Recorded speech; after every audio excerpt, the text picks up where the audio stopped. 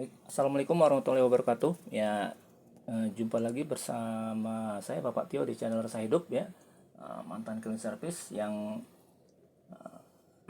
banting setir jadi cover boy rencananya, tapi diterima jadi office boy gitu kan. Terus masih dipecat, terus banting setir lagi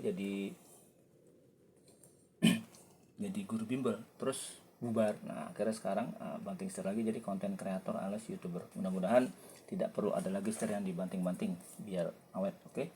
Nah, kali ini saya akan bahas kemarin kan contoh-contoh soal ya. Nah, sekarang saya akan bahas teropongan materi CPNS yang terdiri dari tiga materi ya. Jadi materinya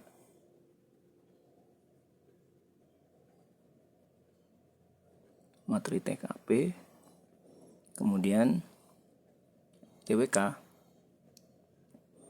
sama TIU ya kan. Nah, berdasarkan teropongan yang dilakukan oleh channel Rasa Hidup, nah ternyata kita dapat sebagai berikutnya. Untuk soal itu TKP jumlahnya ya 45 soal. Ini materi CPNS ya, 45 soal. Kemudian TWK, tes wawasan kebangsaan, itu 30 soal. Terus TIU itu 35 soal ya.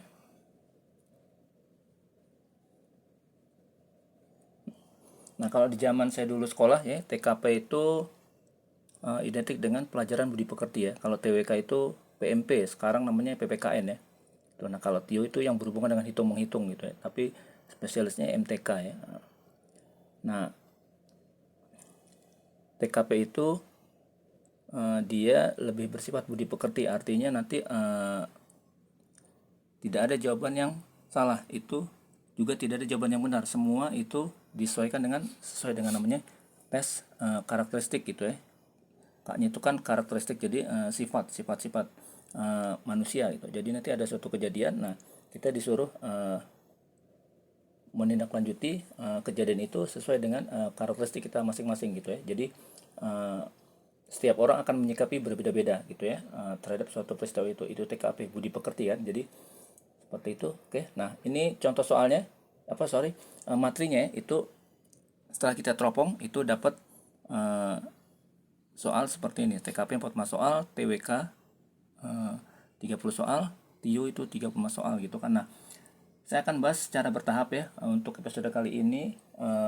Setiap materi TKP, TWK, dan TIU kita kasih contoh satu-satu ya, supaya calon PNS yang ingin mengikuti ujian ini ada gambaran ya, sehingga nanti bisa melakukan persiapan gitu ya. Dan nanti kalau bagi yang merasa kurang, nanti bisa dilanjutkan di episode-episode berikutnya. Jadi karena itu tonton terus ya video ini dan video kelanjutannya. Jangan di skip, karena kalau di skip nanti gagal mandiri gitu kan. Oke, nah kita langsung kalau kelamaan pada bosan ya. Materinya untuk TKP ya, ini contohnya ya.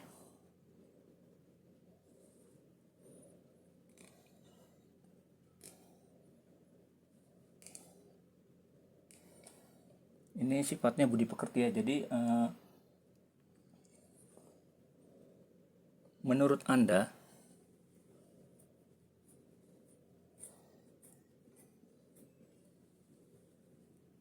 telat kantor itu ya, ya. Nah, telat kantor itu apa? Nah, di sini ada 5 pilihan jawaban.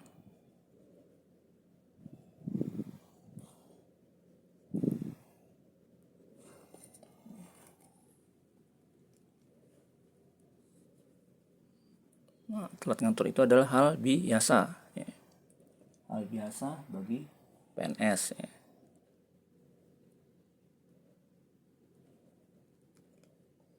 Terus Terus yang B-nya mengganggu kerja. Jaraknya rapat nggak? Cukup ya. Mengganggu kerja.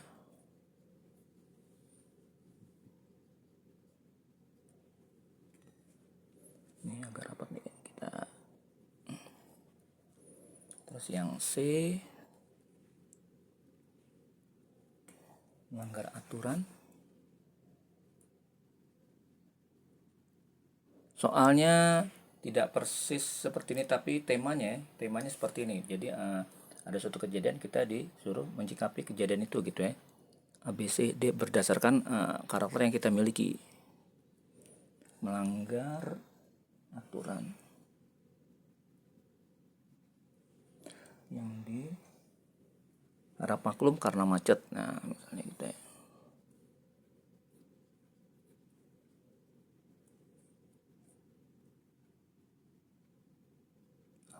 Karena macet.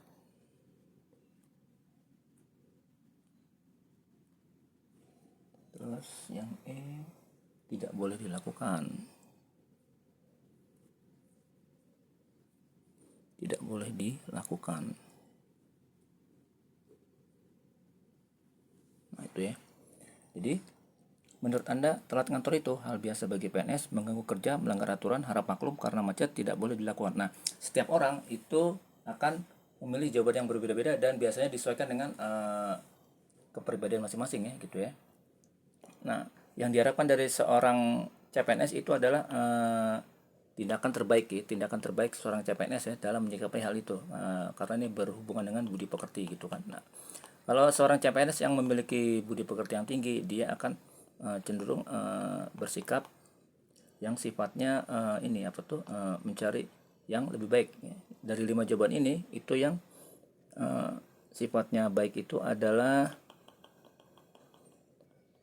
mengganggu kerja, tidak boleh dilakukan ya. Kalau kayak hal biasa bagi PNS ini menunjukkan dia kurang bertanggung jawab itu kan, itu atasan tentu tidak suka ya. Kemudian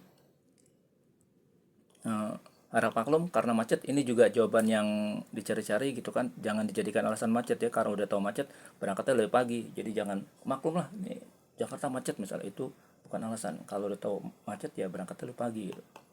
Seperti itu ya. Jadi itu jawaban-jawaban yang harus dihindari. Jadi yang kemungkinan jawaban yang sesuai dengan jawaban yang diinginkan oleh bos gitu biasanya. Nah, itu sifatnya mengganggu kerja,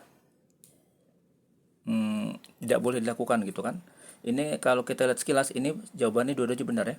Mengganggu kerja dan tidak boleh dilakukan. Nah, terus mana yang paling tepat gitu kan. Nah, kalau menilai mana yang paling tepat itu kita harus lihat dari sisi pekerjaan, jabatan yang kita terima menurut kita gitu kan. Apakah jabatan itu kita sukai atau jabatan itu hanya kita anggap sebagai suatu kewajiban gitu kan. Daripada gue nganggur gitu kan, ntar anak istri terlantar, udah mendingan daftar CPNS deh gitu kan, biar anak istri terurus. Jadi maka kalau berpikiran seperti itu, kita akan berpikiran ini bahwa bekerja itu suatu kewajiban. Sedangkan kalau mengganggu kerja itu arahnya kita menganggap bahwa pekerjaan itu butuh ya, kita membutuhkan pekerjaan ini, sehingga kalau kita telat itu kita yang rugi kan. Jadi kenapa rugi? Karena akan mengganggu kerja kita, mengganggu kinerja kita gitu kan.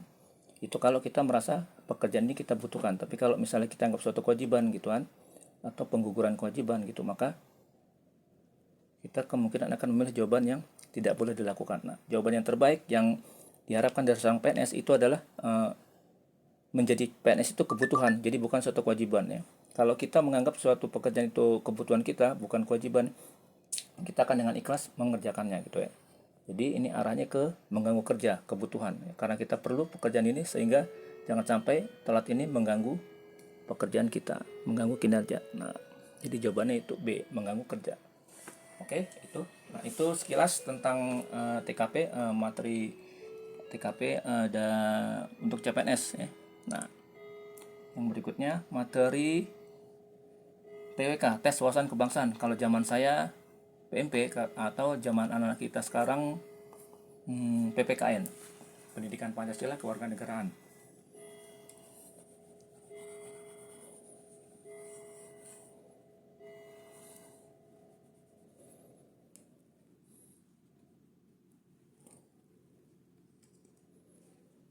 berkaitan dengan sejarah perjuangan bangsa kita ya.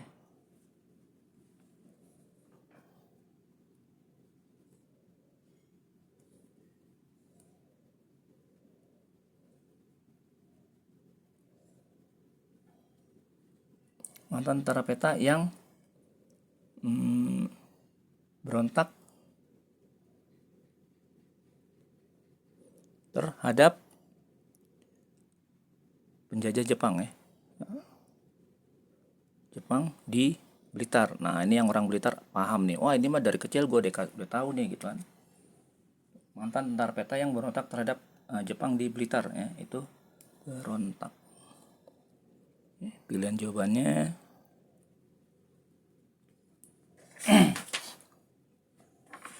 BM dia.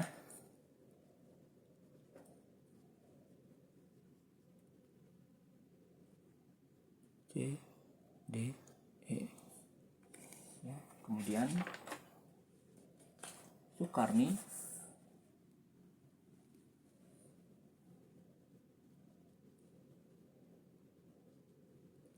C, Sayuti Melik.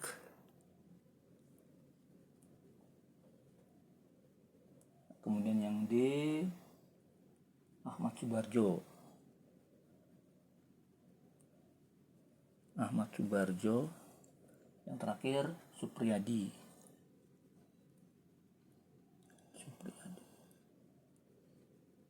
Nah, itu ya. Oke, jadi mantan tentara peta yang berontak terhadap Jepang di Blitar, BM dia, Sukarni, Sayuti Melik, Ahmad Subarjo, Supriyadi. Nah, jawabannya itu adalah Supriyadi dia oleh tentara Jepang itu dia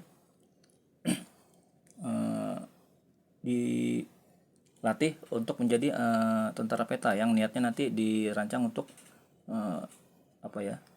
pertahanan terakhir Jepang terhadap sekutu ya. Jadi peta itu dibentuk untuk rencananya benteng pertahanan terakhir Jepang terhadap sekutu, tapi ternyata setelah Jepang kepepet bisa hampir kalah dengan sekutu. Nah, ternyata peta melihat ini suatu peluang kan. Nah, kenapa nggak sekalian aja gitu. Jadi dia malah melakukan pemberontakan gitu kan terhadap Jepang gitu. Kesempatan kapan lagi kan.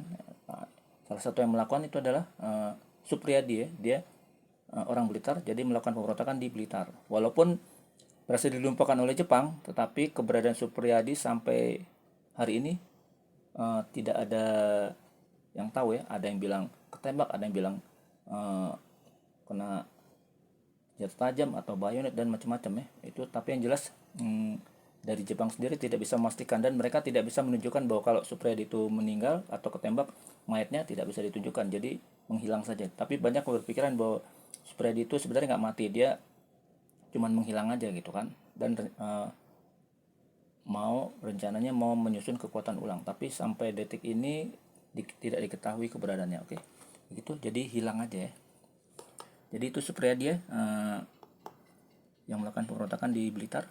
Oke, itu contoh materi TWK ya. TWK udah, TKP udah, sekarang TIU,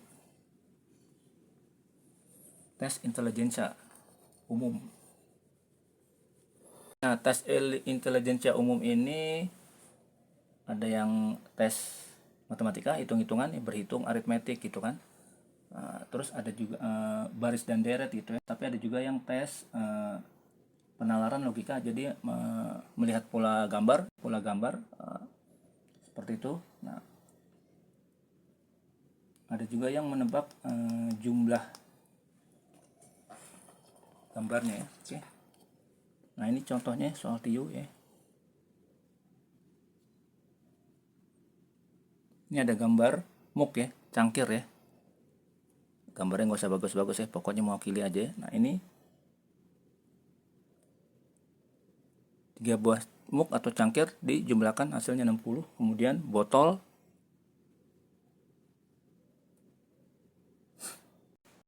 nah, 2 botol ya. Nah, ada 2 botol. Nah, ini dijumlahkan hasilnya 18. Nah, jika 1 botol ditambah dengan 1 cangkir ya. Nah, gitu ya. 1 botol ditambah dengan 1 cangkir. Nah, ini hasilnya berapa? Ya, ini muk. Ini botol. Nah, ini botol dan mug ya. Jadi 3 mug hasilnya 60, 2 botol hasilnya 12, 1 botol dengan 1 mug hasilnya berapa gitu kan. Nah, kalau kita perhatikan, kita anggap ini suatu variabel gitu. Jadi kan X misalnya kan. Ini kan dibentuknya jadi X ada 3 atau ini mugnya ada 3. Jadi ini 3 buah mug itu hasilnya 60. Jadi masing-masing mug itu isinya jadi cari satu angka yang kalau dijumlah 3 kali nilainya sama hasilnya 60, yaitu berarti 60 dibagi 3 ya. Di sini kita bagi 3. Karena mugnya ada 3 jadi 60 dibagi 3 itu 20. Jadi satu mug itu nilainya 20. Nah, ini ada 2 botol, ini dibagi 2 jadi 18 bagi 2 9. Jadi satu botol itu mewakili angka 9, satu mug mewakili 20. Sehingga botol ditambah mug 9 ditambah 20. Nah, hasilnya 29.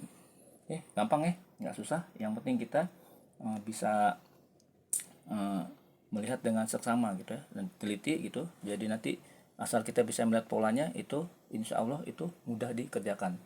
Oke, demikian materi TKP, materi CPNS dari saya. Mudah-mudahan berguna bagi para orang tua atau para masyarakat yang ingin mengikuti tes CPNS, dan saya doakan berhasil gitu ya, amin gitu ya. Mudah-mudahan materi hari ini berguna bagi alam sekitarnya, berguna bagi nusa bangsa dan agama, dan bermanfaat bagi jagat raya beserta segala isinya, dan juga makhluk yang berada di 8 penjuru mata angin dan yang berada di dasar laut, darat dan udara. Begitu. Jangan lupa klik like, komen sama subscribe ya, untuk perkembangan channel ini sehingga bisa berkembang lebih dahsyat lagi di masa depan gitu. Demikian, billahi taufiq wal hidayah. Wassalamualaikum warahmatullahi wabarakatuh.